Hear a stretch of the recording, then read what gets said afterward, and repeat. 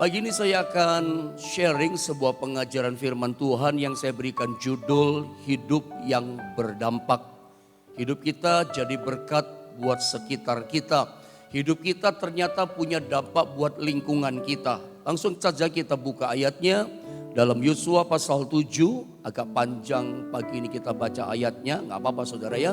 Ayat 1 sampai dengan ayat yang ke-13. Agak panjang karena ini sebuah cerita gitu. Terlalu dipendekin nggak paham nanti ceritanya ya. Kita baca 13 ayat 1 sampai 13 Yosua pasal 7. Saya akan baca ayat 1, saudara yang di rumah baca ayat yang kedua, seterusnya begitu bergantian. Saya berharap pada waktu bagian saudara membaca ayat, meskipun saudara ada di rumah, bacalah firman. Terdengar di telinga kita, itu pasti kembali menimbulkan imat, membangkitkan kekuatan. Ada ayat berkata, berbahagialah orang yang membaca firman, mendengar firman, bahkan melakukannya. Sederhana bahagia, baca firman, perdengarkan firman. Sukacita sorga limpah atas setiap saudara. Saya baca ayat 1 ya, begini kata firman. Tetapi orang Israel berubah setia dengan mengambil barang-barang yang dikhususkan itu.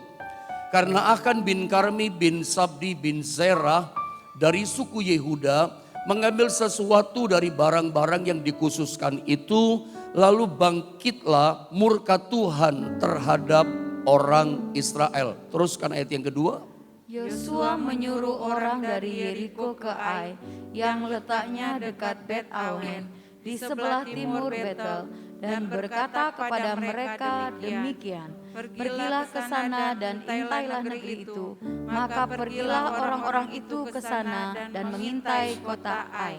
Ayat 3 ya. Kemudian kembalilah mereka kepada Yosua dan berkata kepadanya, tidak usah seluruh bangsa itu pergi, biarlah hanya kira-kira 2 atau 3.000 orang pergi untuk menggempur Ai itu. Janganlah kau susahkan seluruh bangsa itu dengan berjalan ke sana, sebab orang-orang di sana sedikit saja. 4 terus. Maka berangkatlah kira-kira 3.000 orang dari bangsa itu ke sana, tetapi mereka melarikan diri di depan orang-orang Ai. Ayat 5 saya baca, sebab orang-orang Ai menewaskan kira-kira 36 orang dari mereka.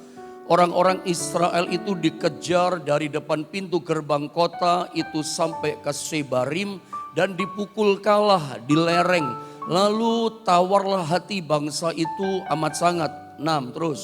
Yosua pun mengoyakkan jubahnya dan sujudlah ia dengan mukanya sampai ke tanah di depan tabut Tuhan hingga petang, bersama dengan para tua-tua orang Israel sambil menaburkan debu di atas kepalanya. Ayat 7. Dan berkatalah Yosua, Tuhanku Allah, mengapa engkau menyuruh bangsa ini menyeberangi sungai Yordan supaya kami diserahkan kepada orang Amori untuk dibinasakan? Lebih baik kalau kami putuskan tadinya untuk tinggal di seberang sungai Yordan itu. 8. Oh Tuhan, apakah yang akan kukatakan setelah orang Israel lari membelakangi musuhnya? Ayat 9. Apabila hal itu terdengar oleh orang Kanaan dan seluruh penduduk negeri ini, maka mereka akan mengepung kami dan melenyapkan nama kami dari bumi ini. Dan apakah yang akan kau lakukan untuk memulihkan namamu yang besar itu? 10 saudara. Lalu berfirmanlah Tuhan kepada Yosua, bangunlah, maka engkau sujud demikian. Ayat 11. Orang Israel telah berbuat dosa, mereka melanggar perjanjianku yang kuperintahkan kepada mereka. Mereka mengambil sesuatu dari barang-barang yang dikhususkan itu. Mereka mencurinya, mereka menyembunyikannya, dan mereka menaruhnya di antara barang-barangnya. 12 terus saudara. Sebab itu orang Israel tidak dapat bertahan menghadapi musuhnya. Mereka membelakangi musuhnya, sebab mereka itu pun dikhususkan untuk ditumpas. Aku tidak akan menyertai kamu lagi jika barang-barang yang dikhususkan itu tidak kamu punahkan dari tengah-tengahmu. Ayat 13 sama-sama saudara, 2, 3. Bangunlah, kuduskanlah bangsa itu dan katakan, kuduskanlah dirimu untuk esok hari. Sebab demikianlah firman Tuhan Allah Israel, Hai orang Israel, ada barang-barang yang dikhususkan di tengah-tengahmu. Kamu tidak akan dapat bertahan menghadapi musuhmu. Terus, sebelum barang-barang yang dikhususkan itu kamu jauhkan dari tengah-tengah kamu. Saudara, saya berharap nanti di rumah saudara membaca ayat ini mungkin secara lengkap ayat 1 sampai selesai. Supaya saudara mendapat gambaran dari cerita ini, kisah ini secara utuh, secara bagus. Tapi saya coba ceritakan kepada saudara secara global ya. Inti cerita dari keseluruhan ayat ini Yosua pasal 7 menceritakan begini. Ada seorang Israel namanya Achan bin Karmi. Siapa dia? Dia adalah seorang tentara prajurit yang pernah bersama dengan Yosua berperang mengalahkan Yeriko. Jadi saya ulang, ada seorang yang bernama Achan bin Karmi, dia seorang prajurit tentara yang pernah ikut perang sama Yosua, perang mengalahkan menghancurkan Yeriko. Singkatnya begini, ketika Yeriko dikalahkan, Yeriko itu hancur. Nah, orang yang bernama Achan bin Karmi ini mencuri, mengambil barang-barang yang dikhususkan yang harusnya ditumpas, dipunahkan. Nggak boleh diambil kata Tuhan, itu barang tumpas.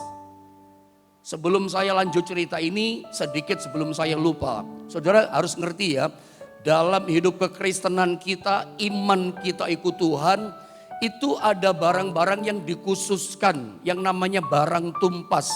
Itu memang harus ditumpas, itu harus dipunahkan, gak boleh ada di tengah-tengah kita. Saya boleh katakan sekali lagi saudara ya, dalam iman Kristen kita gak ada boleh barang tumpas. Yang namanya barang tumpas, ya mesti ditumpas. Contohnya apa pendeta?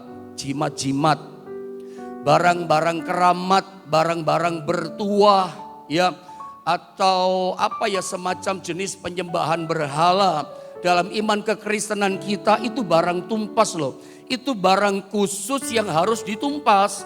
Gak boleh ada meracuni, mengkontaminasi iman kekristenan kita. Gak boleh. Maafkan saya kalau saya berkata keras sama saudara. Itu kejijikan bagi Tuhan.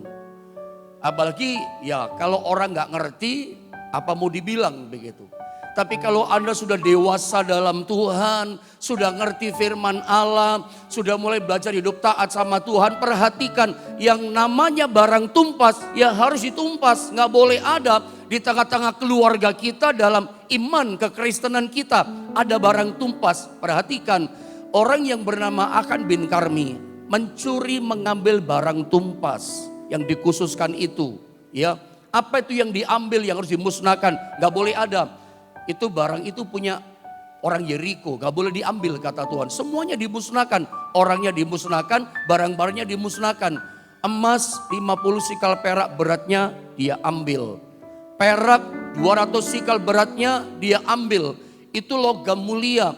Lalu belum lagi jubah-jubah yang mahal harganya buatan Sinear. Dia ambil supaya orang gak tahu. Dia ambil barang-barang tumpas itu disembunyikan dalam kemahnya, dalam tendanya. Dia gali tanah, ditimbun, ditaruh dalam tanah. Perak ditaruh yang paling dalam. Kita nggak bicara perak yang taruh di dalam tanah. Itu bicara dalam secara rohani. Tapi perhatikan, nggak ada orang tahu, tapi Tuhan tahu. Nah, gara-gara ini, saudara, gara-gara perbuatan Achan bin Karmi mengambil barang tumpas, mencuri, maka Israel ketika berperang melawan satu kota kecil yang bernama Ai, Israel kalah. Terbunuh kata Alkitab tadi 36 orang. Itu membuat Israel termasuk Yosua sang pemimpin menjadi sangat tawar hati. Bahasa Alkitab tadi kita baca amat sangat tawar hati. Sampai Yosua pemimpin berkata, Tuhan kalau kami perang cuman kalah buat apa? Lebih baik kami tidak usah nyebrang sungai Yordan. Sampai nyebrang segala tapi kami kalah lawan kota Ai. Lebih baik kami di seberang sana gak usah nyebrang. Atau lebih baik kami kembali ke Mesir saja. Saudara lihat bahasanya orang tawar hati. Buat apa maju Tuhan? Lebih baik kepada mundur. Ya, buat apa melangkah? Tapi untuk kalah. Lihat bahasanya orang putus asa, lemah, frustasi, tawar hati. Tapi Tuhan baik. Tuhan datang berfirman kepada hambanya Yosua, sampaikan sama orang Israel Yosua. Ya, kalian kalah berperang, itu bukan karena aku tinggalkan kamu. Faktornya bukan karena aku tidak bela kamu. Aku bukan berarti aku tidak ada. Kalian kalah perang, kata Tuhan, karena ada di antara kalian bangsa Israel yang mengambil barang yang dikhususkan itu. Kuduskan mereka. Cari yang berdosa siapa. Coba, itu kurang lebih ceritanya secara global kayak begitu. Mereka kalah perang, kalah menghadapi peperangan tantangan hidup karena ada dosa. Jadi kita belajar saudara ya, kadang-kadang kita berharap menang tapi kalah. Kita berharap untung dalam pekerjaan, sukses, berhasil, tapi buntung, rugi, nggak ada cuan, bocuan saudara ya. Kenapa? Ada dosa. Jangan ada yang tersembunyi yang Tuhan tidak suka yang kita lakukan. Bagaimana caranya menang? Bagaimana caranya berhasil meraih kemenangan dalam Tuhan? Bereskan, kuduskan diri kita, sucikan. Itu cara yang Tuhan katakan, bereskan. Coba mari kita pelajari ini firman Allah dari ayat pertama. Ya. Coba sama-sama kita baca ayat ini saudara ya. Yosua pasal 7 ayat 1. 1, 2, 3. Tetapi orang Israel berubah setia dengan mengambil barang-barang yang dikhususkan itu, karena Achan bin Karmi bin Sabdi bin Serah dari suku Yehuda mengambil sesuatu dari barang-barang yang dikhususkan itu. Lalu bangkitlah murka Tuhan terhadap orang Israel. Perhatikan baik-baik bunyi kalimat firman Allah. Tetapi orang Israel berubah setia. Orang Israel berubah setia dengan mengambil barang-barang yang dikhususkan itu. Saya mau tanya dulu sama saudara sebelum saya lanjutkan terangkan firman Allah ini. Menurut saudara dari pembacaan Yosua pasal 7 ayat 1, yang ngambil barang-barang itu berapa orang? 1 orang loh. Yang ngambil cuma 1 orang. Yang ngambil barang-barang tumpas cuma 1 orang, namanya Achan bin Karmi. Tetapi Alkitab katakan, tetapi orang Israel, terjemahan lain, tetapi semua orang Israel berubah setia. Bagaimana sih ini saudara? Apakah ada yang salah dengan terjemahnya? Gak ada yang salah. Memang inilah yang difirmankan oleh Tuhan. Bahwa 1 orang yang bikin dosa, 1 orang yang mencuri barang-barang itu melanggar perintah Tuhan, cuman 1 orang. Tetapi Alkitab katakan, firman Tuhan katakan, seluruh Israel berubah setia. Yang bikin dosa 1 orang, tapi firman Allah katakan seluruh Israel berubah setia. Apa berkat firman Allah yang kita dapatkan pagi ini? Saudara belajar begini, bahwa ternyata setiap pribadi kita itu punya dampak yang besar terhadap lingkungan kita. Masing-masing kita, setiap orang, setiap pribadi, Alkitab katakan ternyata kita punya dampak besar buat sekitar kita. Setiap saudara, setiap hidupmu, setiap pribadimu itu punya dampak besar buat keluargamu. Setiap pribadimu, setiap kita punya dampak besar buat kota kita, sekitar kita. Dan saya percaya setiap pribadi kita punya dampak besar buat bangsa kita. 1 Achan berbuat dosa, firman Allah katakan seluruh Israel berubah setia. Cuman 1. Dari sini kita belajar setiap hidup kita orang percaya, orang beriman. Kita itu punya dampak besar buat sekitar kita. Terbesar adalah sampai bangsa. Kita masih sering mendengar tempo-tempo ada orang Kristen ngomong begini. Kalau saya bikin dosa, saya buat dosa itu kan urusan saya. Dosa-dosa saya sendiri, salah-salah saya sendiri, apa urusannya orang lain? Tetapi ternyata nggak seperti itu loh. Sama sekali salah perkataan orang Kristen seperti ini. Sebab Alkitab katakan 1 orang bikin dosa, seluruh Israel dikatakan berubah setia. Jadi jangan kebenaran firman kita kira-kira gitu. Kita pikir apa urusannya? Kalau saya bikin dosa kan dosa-dosa saya, urusan saya. Ternyata ada dampaknya. Gara-gara perbuatan dosa seseorang dampaknya sama keluarga. Kalau nggak cepat dibereskan akan berabe keadaannya saudara. Bahkan ada satu contoh sebuah kasus di Alkitab yang saya katakan barusan tadi, bahwa setiap kita itu punya dampak besar buat sekitar kita. Saya kasih contoh saudara ya. Misalnya Nabi Musa, Allah itu pernah batal menghukum Israel, batal membinasakan, batal memusnahkan Israel dari peta dunia ini, itu karena advokasi seorang nabi yang bernama Musa. Anda bisa baca ini kisahnya dalam Keluaran pasal 32 ayat 9 sampai ayat 11. Saya baca ya ayat-ayat ini. Lagi firman Tuhan kepada Musa, telah kulihat bangsa ini dan sesungguhnya mereka adalah suatu bangsa yang tegar tengkuk. Kenapa Tuhan katakan tegar tengkuk? Nanti di rumah tolong dibaca di ayat ke-8. Tuhan ngomong sama Musa, Musa cepat kamu turun dari gunung Sinai. Musa dia di atas gunung Sinai 40 hari 40 malam. Diberikan hukum Taurat itu, ada tahu cerita itu. Tiba-tiba Tuhan ngomong gini sama Musa, Musa sekarang kamu turun dari gunung ini. Bangsa Israel yang tegar tengkuk, mereka membuat berhala lembu emas. Ya, itunya Tuhan murka gitu. Cepat turun. Tabiatnya mereka tegar tengkuk karena bikin lembu emas. Lalu ayat 8 berkata begini, Israel, ini adalah Allahmu yang mengeluarkan kamu keluar dari tanah Mesir. Lembu emas patung disembah-sembah, dipuji-puji, pakai sembah pujian. Dan berkata, ini loh lembu emas yang keluarkan kita dari tanah Mesir, tanah perbudakan.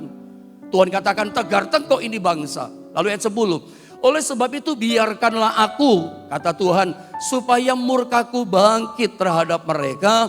Dan aku akan membinasakan mereka, tetapi engkau akan kubuat menjadi bangsa yang besar. Mereka kulenyapkan, kamu jadi bangsa yang besar Musa, kata Tuhan. Perhatikan ayat 11. Mari sama-sama kita baca ayat 11, saudara. 2, 3. Lalu Musa mencoba melunakkan hati Tuhan Allahnya dengan berkata, mengapakah Tuhan murkamu bangkit terhadap umatmu yang telah kau bawa keluar dari tanah Mesir dengan kekuatan yang besar dan dengan tangan yang kuat. Perhatikan kalimat, lalu Musa mencoba melunakkan hati Tuhan. Terjemahan lain berkata, Musa mencoba melembutkan hati Tuhan. Tuhan yang lagi murka besar, marah besar sama Israel, akan kulenyapkan Israel. Jadi karena doanya Musa, pembelaan Musa yang coba melunakkan hati Tuhan, Tuhan jangan kau lenyapkan Israel. Nanti di ayat berikutnya Musa ngomong gini, jangan hapuskan Israel, hapuskan saja namaku dari kitab kehidupan, kata Musa. Aku saja hapuskan namaku, tapi selamatkan mereka. Karena Musa coba melunakkan hati Tuhan. Israel yang ada sekarang itu tetap selamat, tetap ada di Timur Tengah. Itu karena advokasi seorang Musa. Satu orang Musa, dampaknya seluruh orang Israel selamat. Satu orang menyelamatkan satu bangsa.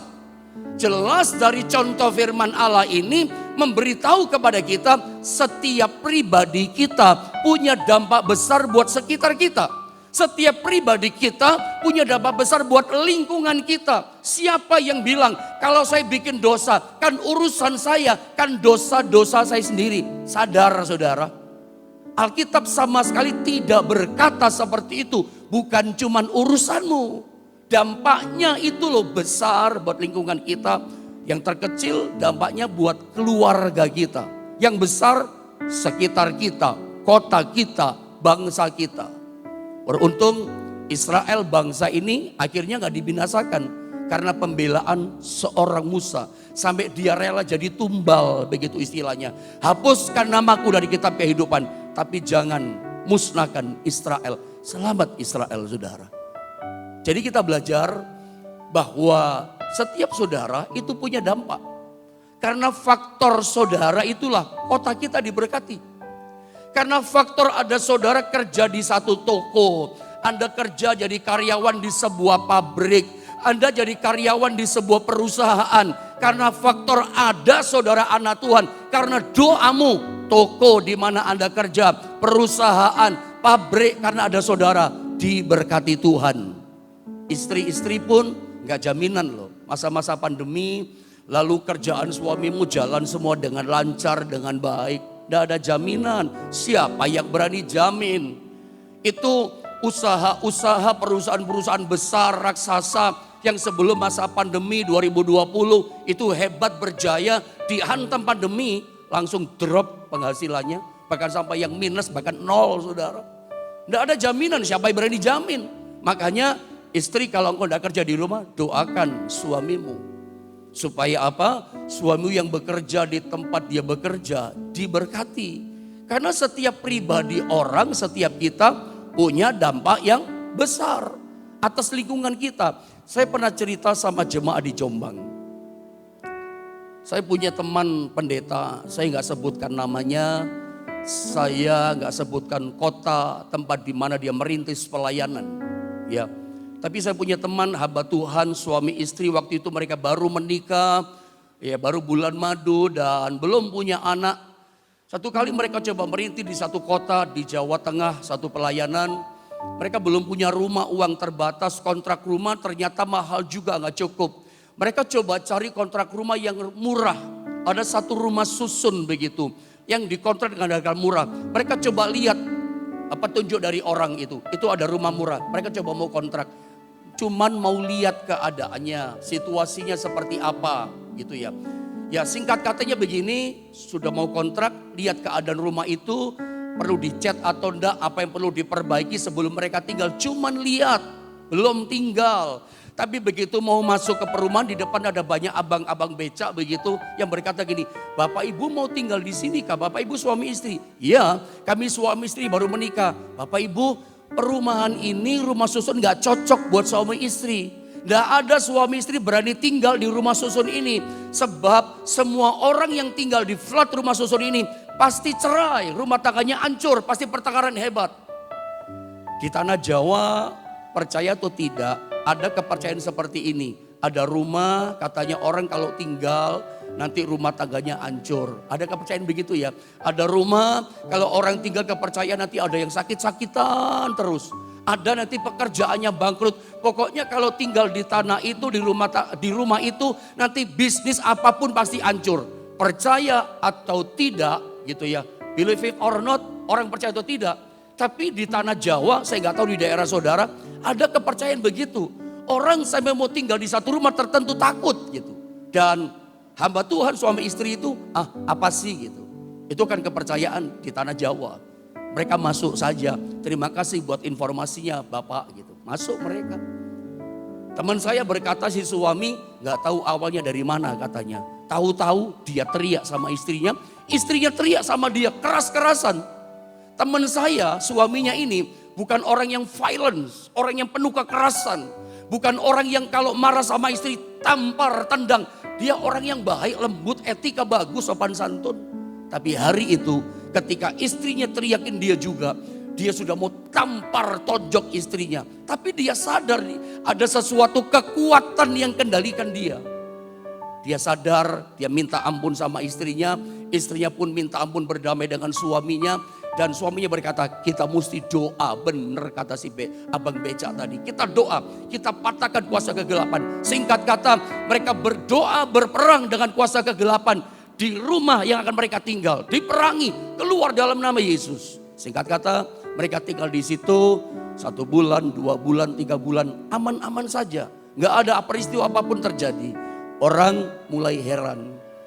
Lalu masuklah pasangan suami istri tinggal di sebelah mereka. Karena mereka lihat, lah itu gak apa-apa, masuklah pasangan suami istri. Anda tahu, gak sampai semalam udah bertengkar hebat.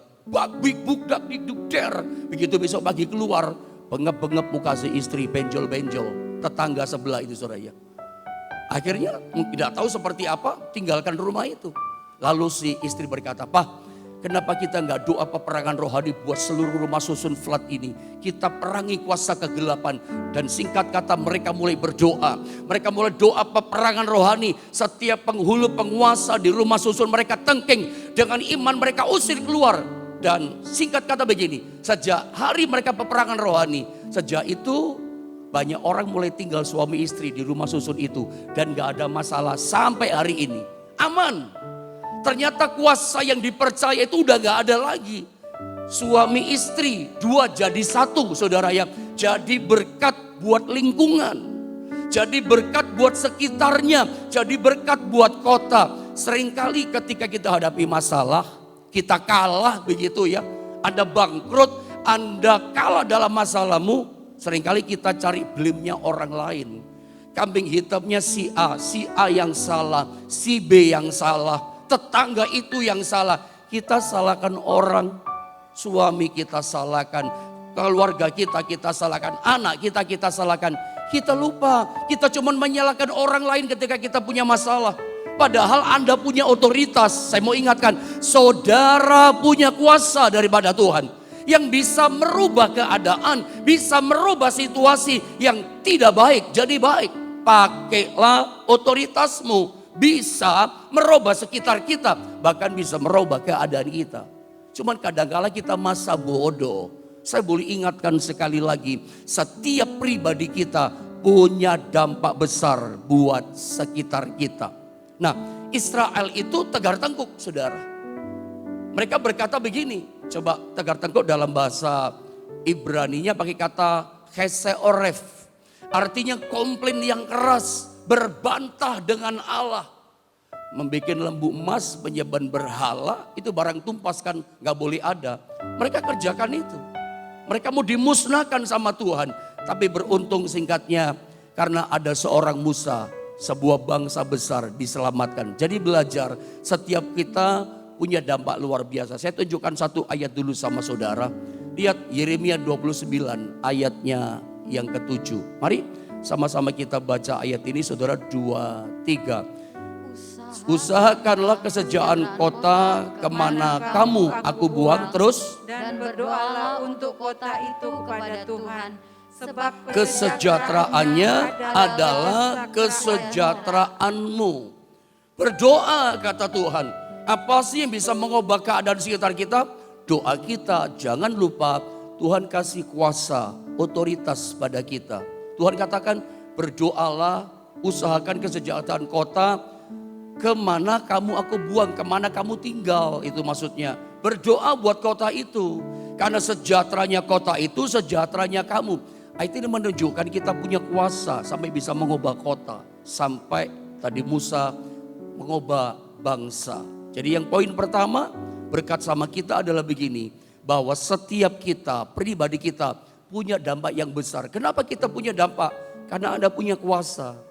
Ya, bisa merubah situasi, bisa merubah keadaan. Sekarang kita lihat berkat ada pada ayat yang kedua dan ketiga. Saya baca ayat yang kedua, lalu ketiganya sama-sama. Yosua menyuruh orang dari Yeriko ke Ai, yang letaknya dekat Bet Awen di sebelah timur Betel, dan berkata kepada mereka demikian, pergilah ke sana dan intailah negeri itu. Maka pergilah orang-orang itu ke sana dan mengintai kota Ai. Terus ayat 3 sama-sama, 2, 3. Kemudian kembalilah mereka kepada Yosua dan berkata kepadanya, tidak usah seluruh bangsa itu pergi. Biarlah hanya kira-kira 2 atau 3.000 orang pergi untuk menggempur Ai itu. Janganlah kau susahkan seluruh bangsa itu dengan berjalan ke sana, sebab orang-orang di sana sedikit saja. Saudara, pengintai Israel yang mengintai kota Ai berkata, nggak usah bikin susah, banyak orang menyerang kota Ai. Sedikit sajalah 2-3 ribu orang. Kenapa? Sebab penduduk kota Ai orangnya sedikit saja. Saudara nangkep apa dari kalimat-kalimat firman Allah? Ini kebiasaan umum banyak orang. Tetapi saya boleh ingatkan, jangan ini menjadi kebiasaan kita orang Kristen. Kebiasaan orang pada umumnya adalah ini, meremehkan hal yang kecil. Makanya saya tulis di sini, jangan meremehkan hal yang kecil. Dari hal yang kecil membuat kita tersandung alami perkara yang besar. Anda tahu, akhirnya Yosua cuma bawa 2-3 ribu orang. Berperang melawan kota yang kecil jumlahnya sedikit. Ternyata mereka kalah. Ya, terbunuh 36 orang. Jadi tawar hati, itu yang namanya Yosua dan Israel. Kalah dalam peperangan, biasanya selalu menang. Tidak pernah kalah Israel. Dalam setiap peperangan menang. Bahkan Alkitab berjanji sama Yosua. Yosua, Gak ada seorang pun yang bisa tahan menang perang melawan engkau. Seperti aku menyertai Musa, aku sertai kamu. Gak ada orang menang perang dengan engkau.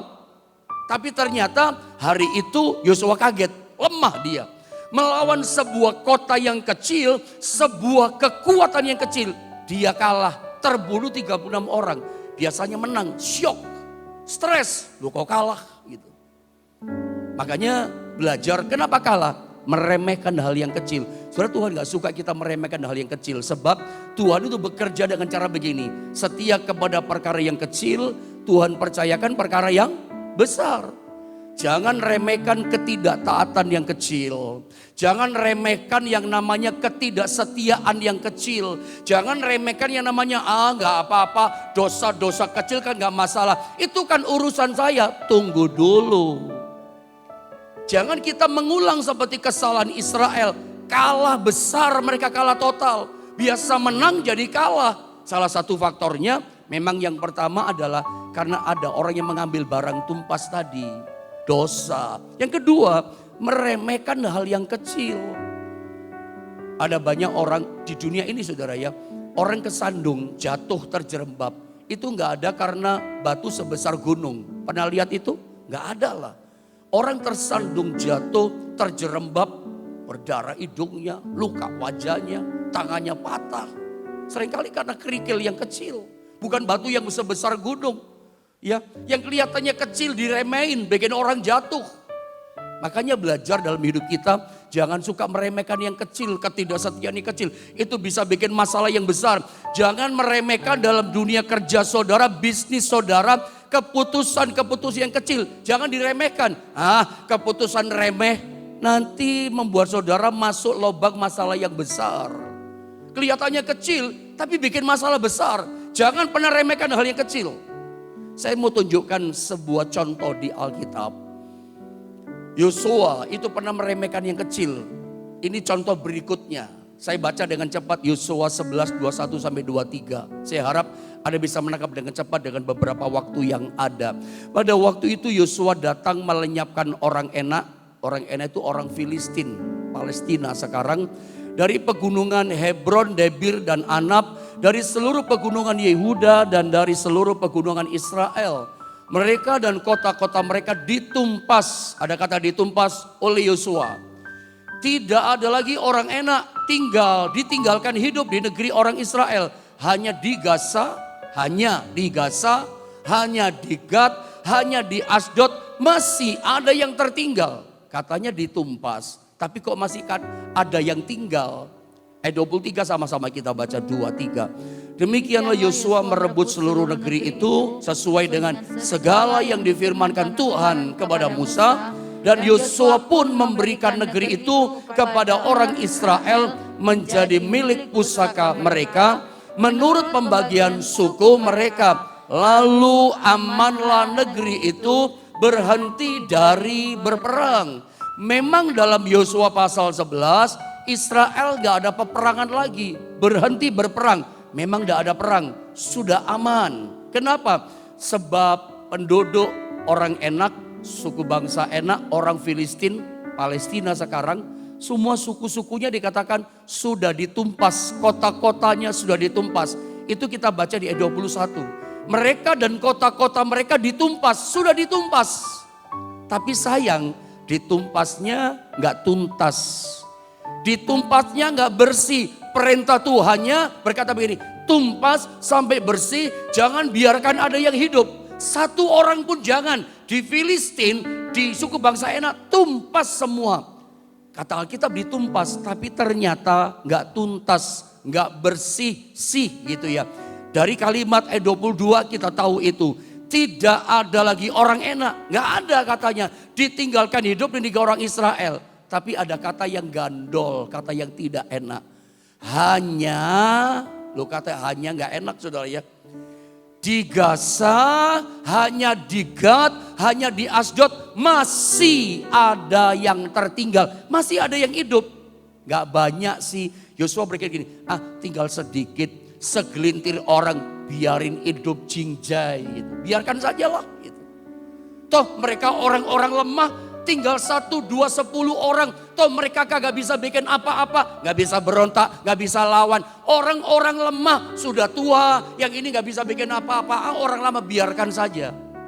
Makanya gak ditumpas, gak dibinasakan sama Yosua. Dibiarkan. Bukankah ini diremehkan? Tinggal segelintir orang-orang kecil. Memangnya bisa bikin apa? Tapi dari yang kecil ini, segelintir orang jadi masalah puluhan tahun kemudian bagi orang Israel. Orang-orang yang gak ditumpas sama Yosua di Gaza, di Gad, dan di Asdod. Coba lihat gambar itu. Itu ada gambar Simson hancurkan tembok Filistin.